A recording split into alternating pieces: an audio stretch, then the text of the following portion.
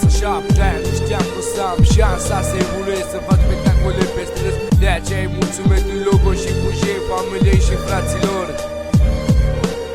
Nu scriu cu pixul, scriu cu sufletul. Mă bucur că sunt ajutat, mă bucur că sunt ascultat.